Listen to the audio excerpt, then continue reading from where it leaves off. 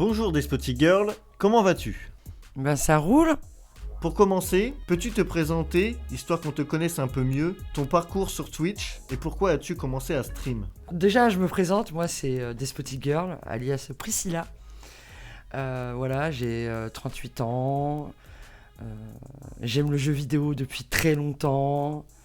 Et j'ai commencé à stream parce que j'ai vu des gens sur Twitch et je me suis dit c'est ça que je veux faire. Et donc j'ai commencé à jouer des petits jeux comme Magic, comme voilà, des jeux du style.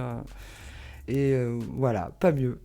Alors, après cette petite description, rentrons dans le vif du sujet. Magic the Gathering et la nouvelle édition Zendikar. Pour commencer, quel est ton avis dessus? As-tu trouvé ou retrouvé des mécaniques que tu attendais? Alors, pour parler de Magic et la nouvelle extension, Zendikar c'est très vieux pour moi parce qu'à l'époque je jouais en IRL et c'est vrai que j'ai retrouvé quelques petites mécaniques de l'époque où je jouais IRL avec les potes, mais c'était aussi tout neuf pour moi parce que c'est à la fois très vieux et tout neuf.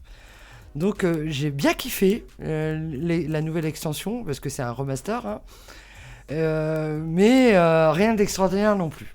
Lors de l'événement, en partenariat avec Wizard of the Coast, tu as pu tester plein de nouveaux combos. Quel a été ton ressenti?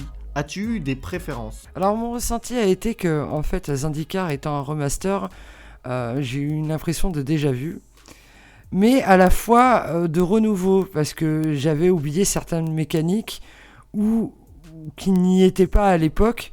Je me suis bien amusé avec le kick. Par contre, cette histoire de groupe, ça m'a complètement perturbé. Et ça, c'est pas que j'ai pas compris, mais c'est une mécanique à mettre en place qui est assez difficile, quoi. Et les drafts, ont-ils concrétisé tes attentes? Alors les drafts, c'est compliqué avec moi parce que je dois vous avouer que les drafts et moi, c'est pas une grande histoire d'amour. Je suis plus une joueuse de classé.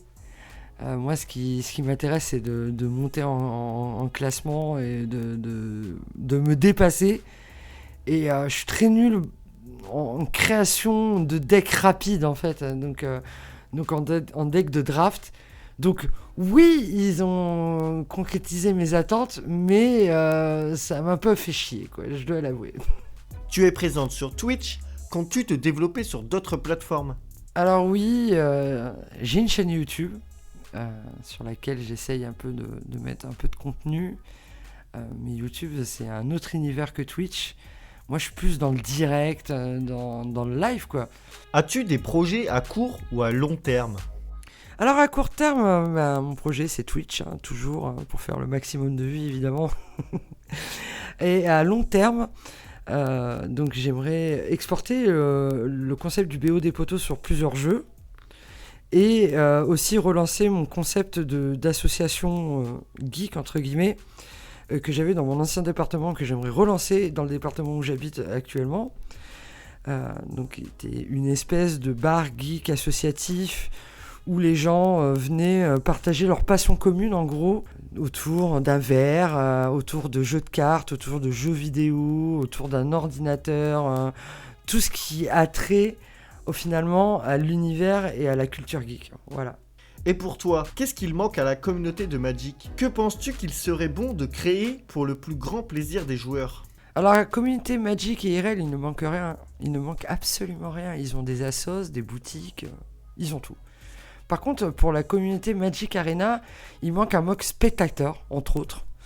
Un mode spectateur qui mettrait en avant le côté e-sport du jeu vidéo, quoi, en fait. Ton concept, que tu as créé, le BO des poteaux, à laquelle ta communauté peut participer en ta compagnie, explique-nous le principe et sur quel jeu tu l'appliques. Ah, le BO des poteaux, on y vient.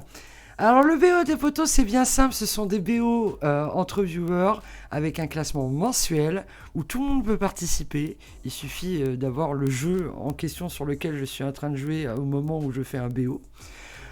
Plus généralement, je le fais sur Clash Royale. Où les clasheurs ont 15 euros à gagner pour le premier, voilà. Après, le BO des poteaux est exportable sur énormément de jeux au final, hein. On pourrait faire ça sur Magic par exemple, s'il y avait un mode spectateur. On pourrait faire ça, je sais pas, sur du StarCraft, sur du Brawl Stars, sur énormément de jeux au final. As-tu une dernière chose à dire, une petite phrase, un petit mot pour ceux qui te liront ou t'écouteront? Je vous adore et vous êtes despotique et ça c'est cool.